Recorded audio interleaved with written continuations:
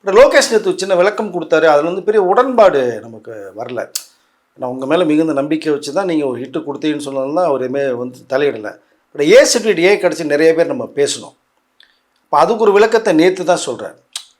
Sun பிக்சர்ஸ்கிட்ட நான் சொன்னேன், ரஜினி சார்கிட்ட சொன்னேன், கதைக்கு இருந்தால் நீங்கள் வச்சுங்க அப்படின்னு சொல்லப்பட்ட ஒரு விஷயத்தையும் சொன்னார்.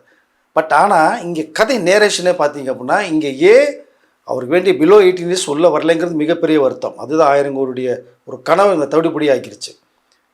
ரெண்டாவது வந்து பார்த்தீங்கன்னா, ரஜினிக்கு ஏற்ற ஒரு கதை ஒன்று இருக்குது. இந்த கதை ரஜினி சார் ஏற்ற கதை இல்லை ஃபர்ஸ்ட் ஆஃப் ஆல்.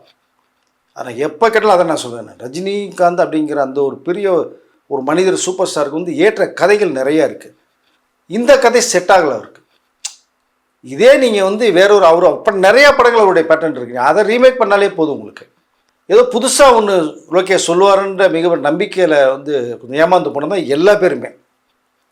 அந்த விளக்கத்தை நேற்று வந்து அவர் சொன்னது எனக்கு வந்து பெரிய அளவு உடன்பாடு இல்லை எனக்கு. அது 1000 கோடி நான் வந்து சொல்லலை, நீங்களே எதிர்பார்த்தா எப்படி? நான் ஒரு படம் பண்ணியிருக்கேன் சூப்பர் ஸ்டார் வச்சு, வந்தீங்கன்னு 200 கொடுத்து ரசிட்டு போங்க, அந்தளவுக்கு தான் இருக்கும் அப்படின்னு சொல்கிறார். அதெல்லாம் ஓகேங்க.